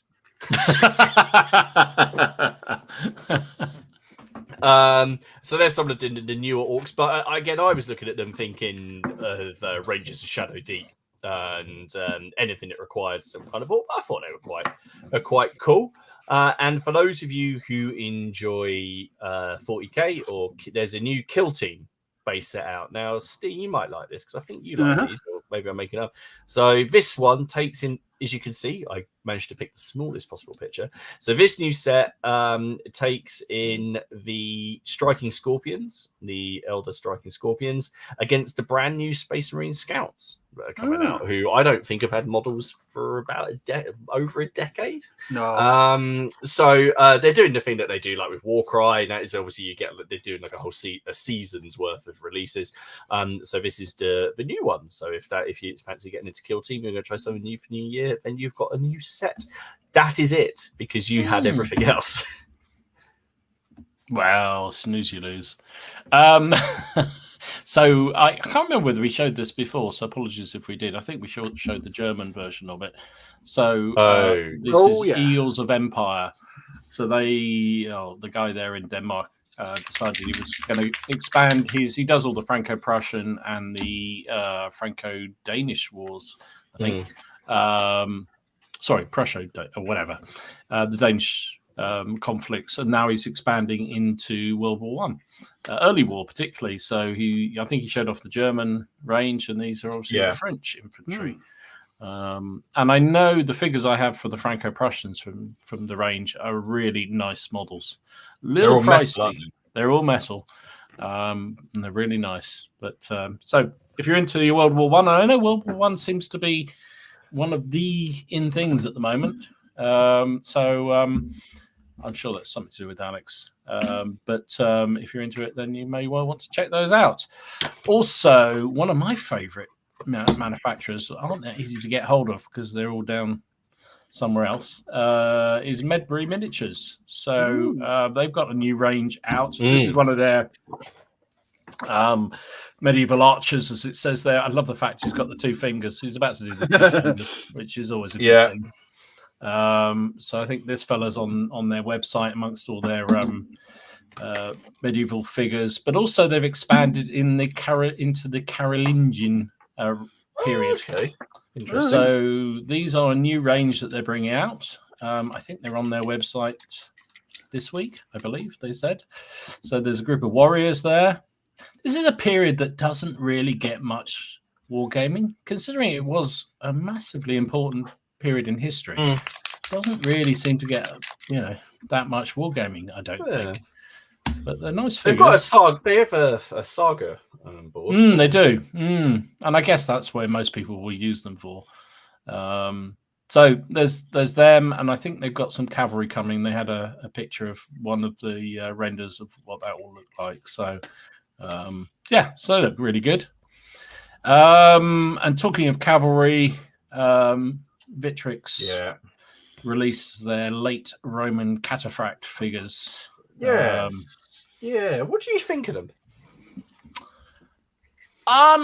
They look a little bit. They're not as good as their normal modeling, I wouldn't have said.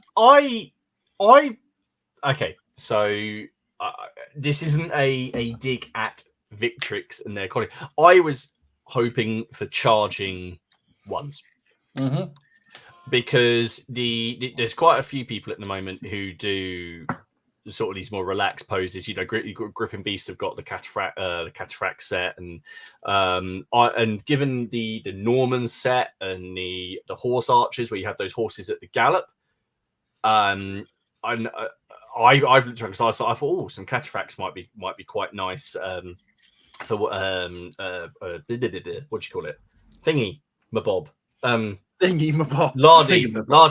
Lardy. The horrible TV series. Infamy. No, Winter King. Not Winter King. Ducks. There we go. Sorry. Yes. So yes, and a little less. I just felt that Victrix are so good at motion that to me these are a bit safe, should we say? Yeah, probably just got a little less dynamic. I'm not saying they're bad figures. I just think I'm used to seeing Victrix doing a little bit more with their cavalry. I agree. One thing I thought about them is I like the fact the horses actually look properly chunky. Yeah. As they should be. But it probably is. But, often you see cataphracts and they got these little spindly horses and you think they wouldn't even be able to stand up. But they look like they're properly designed to be carrying a man in armor and wearing armor themselves. But, yeah, I know what you mean. I think they're not my favorite, but then I probably won't be going a late Roman army anyway, so it doesn't matter to me. But, they're okay. Not as good as some of their others. Disciplined cavalry charge at the gallop. That doesn't mean I don't want a horse at the gallop, though. No, you're right, Graham. They don't, but they don't just meander into combat either. So no. I think they, probably a walk mostly with all that metal on them. And also, our friends the Perrys came out with another teaser with their Duchy of Warsaw figures. So these are the greens of the metal figures that they're producing at the moment to expand on. So we know they've got the 2 boxes of plastic infantry coming.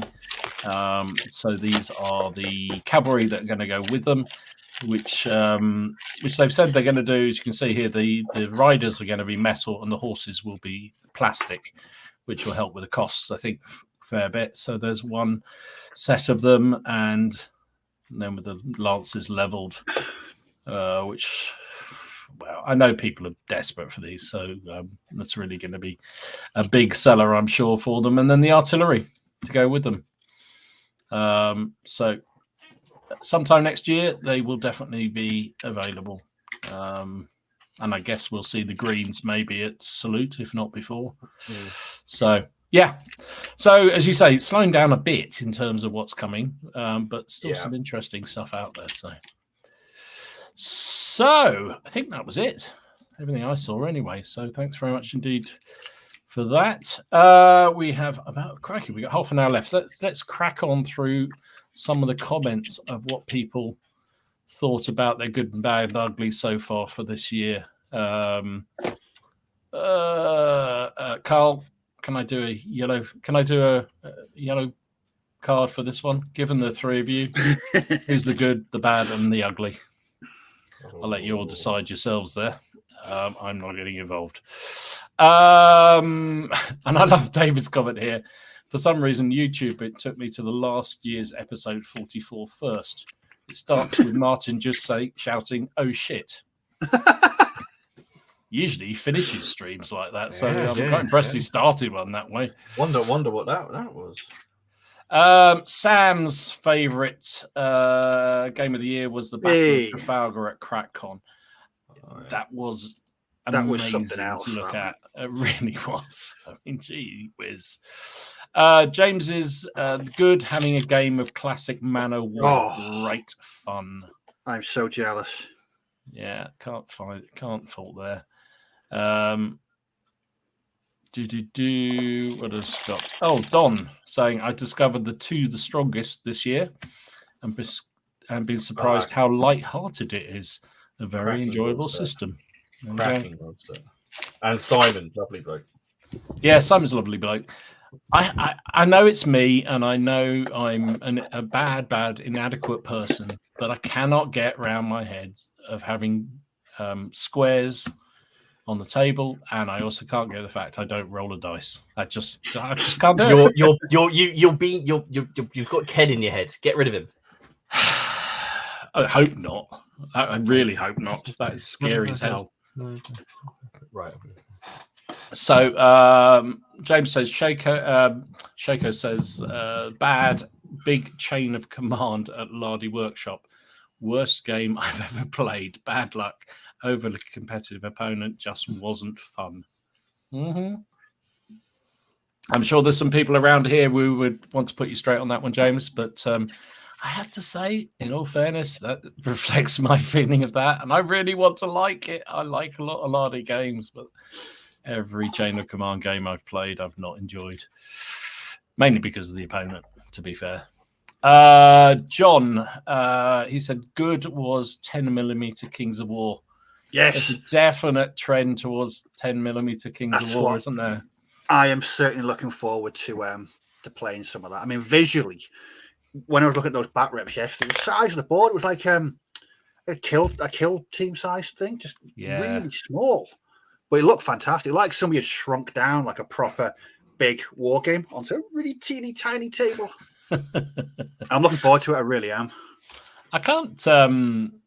I can't say it's. I think it's the fact that the standard of those very small figures is so good now that makes all the difference, doesn't it? I mean, if they were just little blobs, it wouldn't be the same. But the fact is, they're such nice figures. Those rock ones, absolutely phenomenal.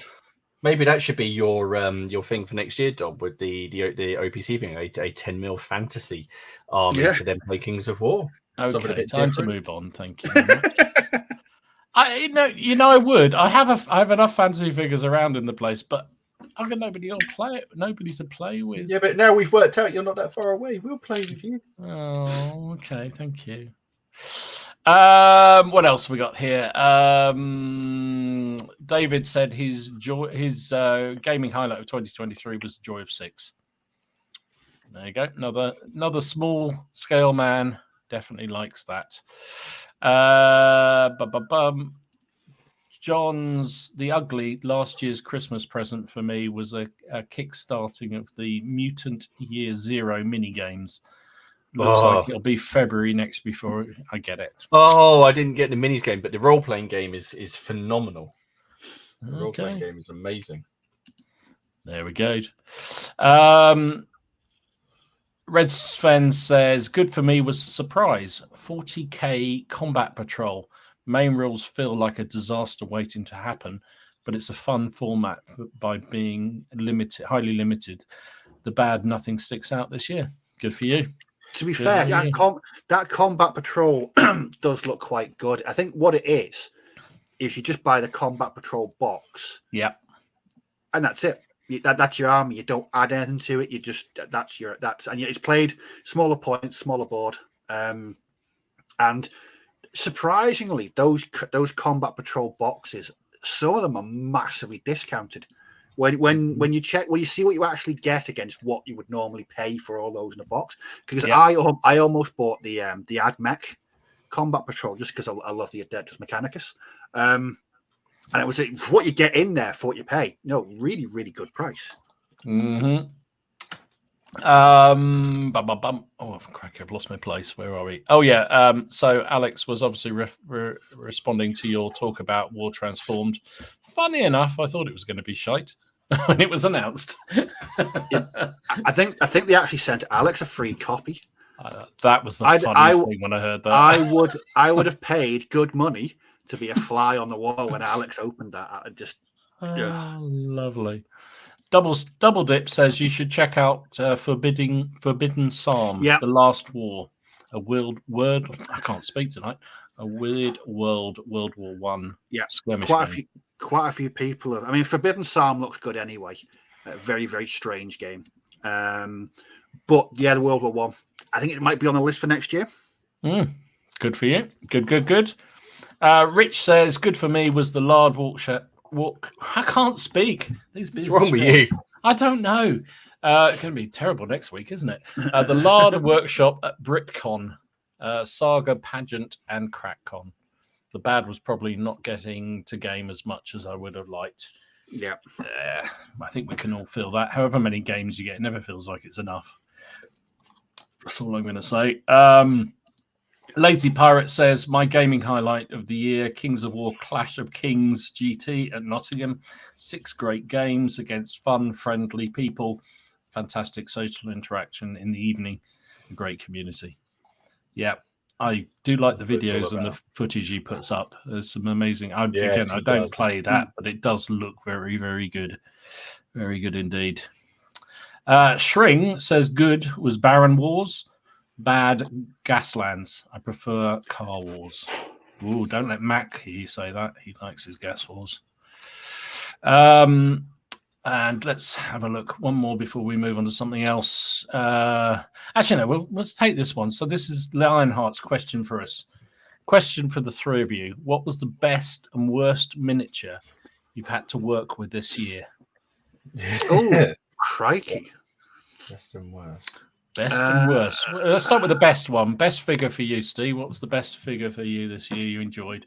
Or we'll say unit, maybe. Let's expand it out. I know it's quite recent, but I absolutely loved painting those Perry's Afghan tribesmen. I just, again, surprised myself. Didn't think I was going to enjoy them. But yeah, I blasted them so fast. Yeah, really, really nice miniatures. Interesting. What about you, Martin? Best figure for this year, or best unit? I really enjoyed that Takeda's Court box set. The ones I did in blue, they were just cool. It's just a lovely set with loads of character. Not just 6 miniatures, 3 of them mounted. Just a really nice set. So that's the one that's sort of sticking out at the minute. It's been quite a few this year, but that's the one that's sticking out to me. Yeah, same really for me. Obviously I painted quite a few this year, but the one that stuck out when I was thinking about this earlier was that unit of the Hospitalers I did in black on one big base. The cavalry. Oh, the Reconquer ones. Reconquer ones, yeah. And I'm not even sure I'll use them in a game or anything because I just thought I really enjoyed doing it. Enjoyed setting them on the base, doing them as one big unit. You had the dog with them, didn't you? I did. I put a couple of dogs in there that I had left over from the Atlantic War Games Atlantic Irish figures. Yeah, really enjoyed that. It was good. And I thought it just worked quickly. Sorry. Can we give an honourable mention, as always, to Oathsworn for Burrows and Badgers? Oh gosh, yes. Because that's very true. Never fail to entertain me painting those. It's a completely. I say anytime anyone asks me about them, I was talking to a guy on Twitter last week about them, and he didn't even realise they were metal miniatures. I said, "I'm not normally a metal miniature person." And he was like, "Wow, yeah, just so different. Everybody should paint at least one." Yeah, figure. I agree. That should be everybody's New Year's resolution: paint at least one Badgers and Burrows figure. You will be delighted you did. Yes, very good one. What about a bad one? What did you not enjoy painting this year, Martin? The Varangian Guard. Yeah, we covered that one already. Yeah. All right. Other than that, other than that, he's looking around. Come back to me. All right, Steve. It's not really a paint; it's a build. And it would probably be possibly that SDK said 222 by Warlord. Yes. I mean, I liked it. Don't get me wrong. It was when I was painting it, but putting it together was an absolute ball ache. And the Humber, the instructions on that thing are just wrong, just completely wrong. That's why I put that post up in the Facebook group about consulting a knitting pattern instead. But again, it's really weird. I mean, they were a bit of a pain to put together. Lovely to paint, and I mean, is that a good trade-off? Is it? I can't. Well, I have the similar thing with this Semvaventi model from Warlords. I mean, that was just an absolute shit show to put together. And I know I've got fat fingers and I'm freaking hopeless at modeling, but your video on that was just, you could, but every section you could feel the frustration growing every time the camera came back on. It was like, you have no idea how many times that was nearly launched across the room. It was just ridiculous. Yeah, that was definitely a low light for me, and as a result, I didn't enjoy painting. I mean, the effect at the end was fine; it looked okay, but I just didn't enjoy painting it because it was just like, yeah, it was horrible.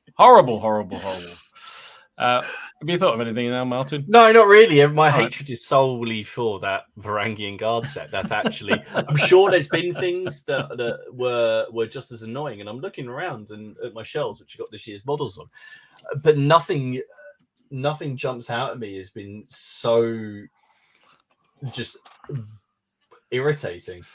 I can't even bring myself to like, no, nothing else. Because I'm looking at other things and go, yeah, they were awkward, but was I screaming the way that I was when I did those? So no, I'll just I will leave it at that. Yeah, damn. Do you want to give Mini Agnostic a yellow card there, Steve? Just saying. Should we just move on? Quietly, we'll sweep that one under the table. It'll be done next year. I've lost the bloody door. I know it's somewhere. Like I said, the reason of that is on hiatus because I was tidying my desk. I was doing it quite fast. I've put the door somewhere. I can't find it. Literally can't find it. And it's annoying. I know it's got to be somewhere. It's got to be somewhere in here. And it will be. The carpet monsters had it. No, the thing is, I remember it being there with a few other things. You know, when you put something somewhere so you don't forget where you've put it. Mm-hmm. Well, I've forgotten where I've put it. Yeah, Elaine does that all the time. She puts it safe, and then we can never find it again. So freaking safe. Mm-hmm. You're right, Mark. Actually, when I did the first one, now I've done one. The second one, I had two models, and I did the other one as the was it M13 tank version of it. Absolutely no problem at all. Once I've done one, no problem. But that first one, oh, God. Right, enough of that. Yeah, David, we haven't really done the ugly. It's sort of built into the bad. It was just because it works good, bad, and ugly. So, I mean, we could talk about ugly, but we're not going to talk about that film. I haven't even seen it yet. It's been put off by everybody else talking about it. So, anyway, we're running out of time, and I want to make sure we've got time for some viewers' pictures. So, let us do, what about launches? Either figure ranges that came out this year, or rules. Well, we won't do rule sets again because somebody's already done that one in terms of bad anyway. But, well, let's do that. Figures or rules that came out this year that you really loved and you know, it was definitely a good thing. Go on then, Steve. I don't know. I mean, does it have to have come out this year, or does it if I discover it this year? You can discover it this year. It's fine. Yeah, space weirdos. Oh God, yes. I mean, I'd heard about it, I'd known about it, but I didn't actually sort of start playing it until sort of January. It might have been late December, but it was certainly at the start of the year. And what I love about Space Weirdos is that CrackCon demonstrated this, is that anyone who plays it loves it. Yeah. It's just what I mean. The fact that on the Sunday, Evil Jim, he messaged me and said, "Yeah, I've got home and I've bought a bunch of figures and I've bought the world." Yeah. I just think that's a testament. I mean, considering the game cost $5 to download off War Games Vault, I mean, it's a no-brainer really for a war game.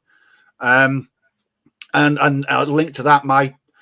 Another great range of figures this year that I worked on for the first time this year was the plastic Stargrave figures. You love those, didn't you?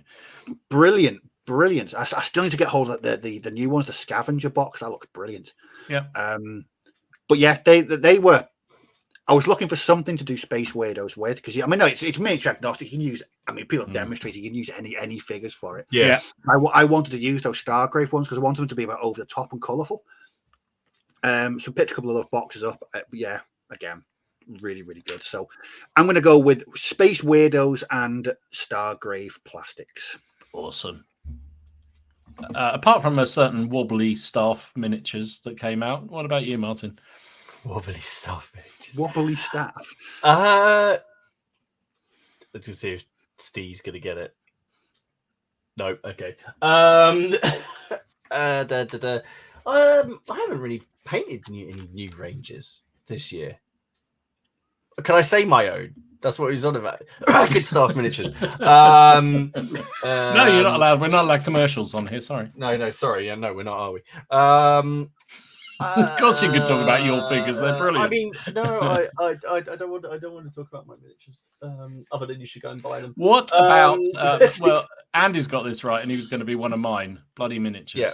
Yeah. Oh, I thought it was a new. Yeah, they're bloody miniatures. No, yes, new to you this year. That's new to me this year. New to me this year. I think the bloody miniatures cavalry were just amazing. I see. I haven't done the cavalry yet. I feel really. That's up there with one of my favourite units this year as well. Actually, now I think about it. Yeah, I'm really crap. I haven't bought any new ranges. I don't think of anything. I am so. I don't have that FOMO thing, so I don't buy new things. Bloody hopeless you are. God, I know. damn. I'm sorry. I spent hours researching this. Yeah, I know. Hours and I hours. didn't You realise just let me down. Yeah, but I can say double dip says the camels, but the camels had already been out for 2 years.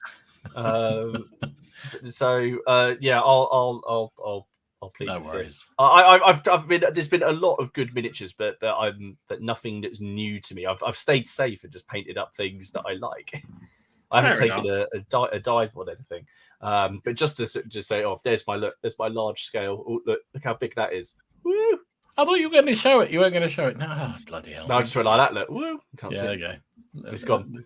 They can freeze it, on the replay. And thanks for everyone watching on replay. I'll get that in again. The other one I'm going to say, and maybe slightly controversial, is those epic pike and shot. I've really, really enjoyed painting them, and I know the cavalry is shit because they're fine. If you look at side on, they're brilliant, they're lovely, but you look at the face on, they're absolutely rubbish. But I really enjoy it, and I just love the effect. So this week I took all the boxes of figures down to the club, and we played a game down there. And the number of people who stopped by and sort of looking at it and just going, "Wow, it looks great!" Just to see on an 8x6 table, seeing them all laid out in a big battle. It looks like one of those old drawings that you see of a big pike and shot battle going on. It just works. It's really, really cool. So I that was one that definitely for me has got my attention. Shout out to Neil, who picked up one unit and went, "Oh, they're a bit dark." I said, "It's the black unit from the Swedes. That's why." That's amazing. Anyway, thanks, Neil. So yeah, that was that.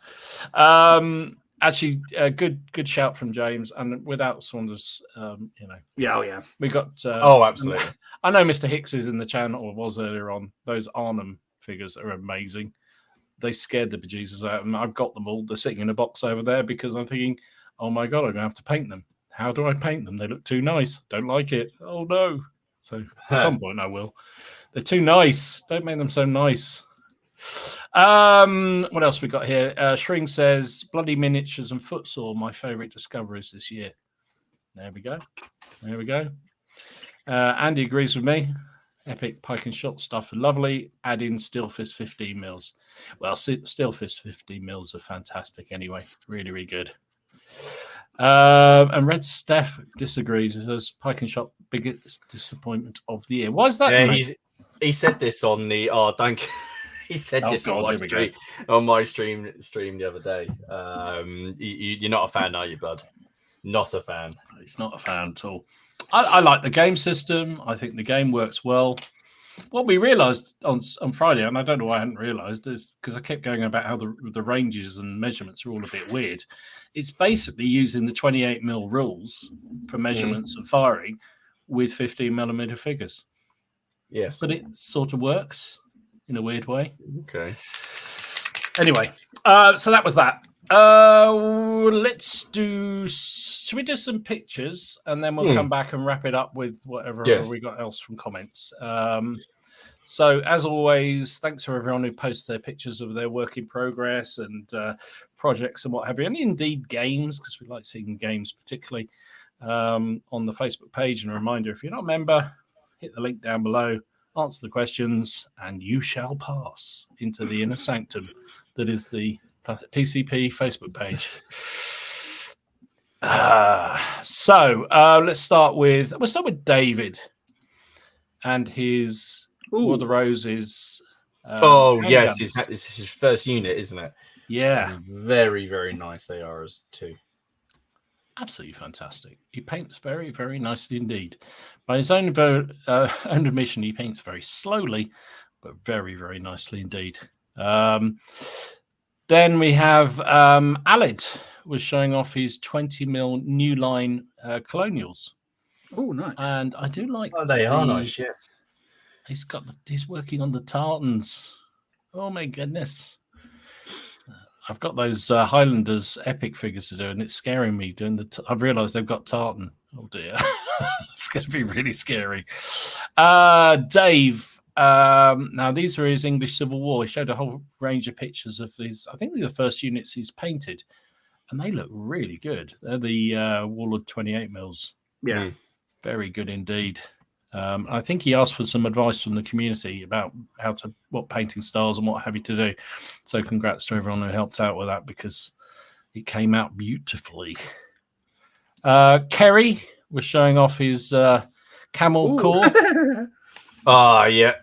Lovely stuff. That's the Reconquer ones again. Very nice indeed. Look at the colour on them as well. I know. Love that. Really good indeed. Back to medieval stuff and War of the Roses is Connor's first unit of Bill and Bo. Yep. Cracking. I really like the solid colour on them. Yeah, really nice. That red, really nice. Red works, doesn't it? It really works. Another Dave. Now, look at that. This is his Battle of Chancellorville. So he said he hadn't been gaming for a while, and he set himself an objective to put on a game of Battle of Chancellorville in 6mm next year. And so that is what he's painted so far. He also showed a whole load of pictures of some of his test games. So that is damn impressive. That is stunning. Oh, there's definitely moisture around for that. Definitely. James, I don't know what they are, but they look good. What are they? They're Legions Imperialis. They're what I'm painting at the moment. I ballsed up beyond recognition. Is that the ones? Yes. They're 8 to 9mm tall. Really? Bloody hell. And they cost about 20 quid each, probably. They do. Yeah. They're nice, though. Very well done. Very good. David showed off his. Now this game. I want to play this game. Look at that. That's cool. Cognac Ale Creek called it. So this is American War of Independence game. Just look at that. Awesome. That's a mighty fine battle. What else we got? Duncan has been showing off his Napoleonics for his playing Chosen Men system. So this is his French force. Oh, nice. I like those pinky boys. They remind me of the Neapolitans. Cool. That is awesome. Really cool. Then we have Steve. I mean, what is going on there? That is ace. That is ace. Brilliant. I mean, just what is that? You mean you don't know? It's Santa, obviously. Really? You see, that's what I do. And I just still do just love stuff like that, the goofy kind of stuff. I love it, and I do like the. Is it me or is it the face on the squig just reminds me of Slimer? Really, does. It does actually. You're right. That's exactly right. Really nice. And then Simon was showing off his 15mm Maximilian German battery. Look at that. Very nice. Brilliant. Italian Wars. I will get back to it. I will. Promise. It will happen. I think we had a version of this earlier on. This is Krista's Oh Death God! Leaper. I meant to message you actually and say if you get at least one picture, get it. I mean, that is just so cool. Just insanely. I love it. I mean, I part of me would quite like a. I mean, I know there's Stargrave, but a sci-fi version of Rangers of Shadow Deep, so I can use stuff like. I mean, obviously, it's not stop using it in fantasy, but that is so cool. But then I wouldn't be able to paint it like that. See, I look at those colors and get terrified. When I think about painting them. This thing I'm painting at the moment, which I've just done all sort of fleshy and bleh, I originally had ideas of doing like an ice blue skin, but I just know I can't do it yet. I need to work on my blending to get it anywhere near as good as that. Brilliant. Awesome stuff. Hang on. David says the 6mm ACW property stands at over 1,600 miniatures painted so far and a shit ton of terrain. Oh, wow. That does look impressive. I'll give you that. Really, really good. What else we got here? Philip showing off his battle techs. Oh, yeah. I immediately thought Stee when that popped up in the group. That is pretty darn good, isn't it? Look at that. That white is stunning. It really works. Oh, top stuff. I like the basing too. And it really works with the basing he's got on the terrain as well, doesn't it? Yeah. It just works really well. Lovely. What else have I here? Oh, Paul. This is his blood angels, apparently. Hey! That's exactly what I'm working on right there. I just commented. He did these. I'm just sitting there going, didn't this just come out like a week ago? Well, they're only tiddly. Yeah. No, that's really cool. No, they are fantastic work. And finally, for now, this is Steve's What a Cowboy setup. Oh, nice. Oh, nice. Oh, wow. Look at that. Phenomenal. I just think, and they got the train and everything. Oh, I like that. That's really cool. I've still not had a game of it, but no, me neither. Cryo Kinesi has said he has a tutorial for that skin on his Instagram. If you've got a link, pop it in the chat. Yeah, put it in the chat. That'd be great. So there you go. As always, thank you for all the pictures that people put up. We can't show everything, obviously, but we try and pick out a few examples of the work that's going on. And it's just, I just love the variety. Just so many different things going on. Really cool. So let's cracky. We're almost at the end. So let's have a quick look at some of the other comments people had from Good and Bad and Ugly Stuff. This'll Legion says good was swords and spear, bad sword point. That's another one that seems to be very divisive. Sword point. Yeah, it does, doesn't it? It has a huge following, and then clearly not so good for other people. Interesting. Very interesting. I've still not had a game of it either, and I have got the rules, but surprise, surprise, I've got all the rules. Daniel says, most disappointing project was my 10mm Night Goblins. Try as I might, I just couldn't get them to look good. There we go. Interesting. Very good. What company were they? Do we know? Were they I Rock? think it was Rock. Yeah, no, Dan's a big, like myself, massive big fan. In fact, it was Dan that inspired me to. No, I thought it was, but branch out. I didn't know if he was maybe trying someone else and then found Rock off the back of that. Well, I know Pendragon do a 10mm fantasy range. Yeah, yes, they do. Okay. And Ian says, hello from Melbourne. 2023 is the year I discovered another 10mm. 10mm and Pendragon are the folks to help me scratch my War of Spanish Succession itch. There's cream you can get for that, Ian. You don't need to scratch it. Just saying. Actually, that would be spectacular. There's definitely a shift to. I've noticed there's definitely a big shift to smaller scale games recently. Beautiful stuff.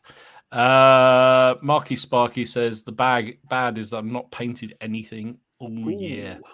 Next year, I need to get back on it. Yeah, mate. It's, don't put yourself under pressure. If you haven't been in the right frame of mind to do it, it will come back. Just get some games and get going again. It will happen. Paul says, my good, taking my 10-year-old daughter to Partisan. She played some Gangs of Rome and is now really interested in wargaming. Excellent. Start them young. That's what I reckon. And Don agrees with me about the grids of for the strongest. I'm the same, Don.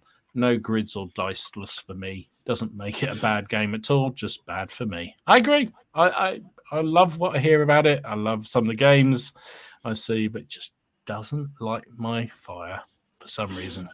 But we'll keep getting Simon on here and talking about it. I know. And I feel really bad because he's a nice guy and I like the rules and I like the ethos, but can you just have games? Oh, I meant to actually share that because he released the cover images for his. I'll get them up for next week for the new expansions. Yeah. Okay. To do that. Right, we are fast coming up for the 2-hour mark. So before the landlord chucks us out, we better finish up. So who's up next? Oh, it's Martin. You're up next. It's me next week. So next week we are over on my channel for the final one of the year, and then you will be getting us back in 2024, and it will be on the 8th. That's the first one in the new year. We're not doing it on New Year's Day.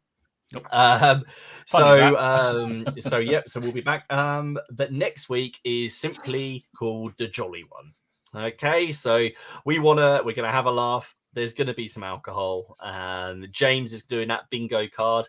I dare say, Steph, we'll probably chat about some New Year's resolutions that we can all then in a year's time mock because we haven't done them. So we've still got some questions. So we just want you guys to join us. Make sure you've got a beverage.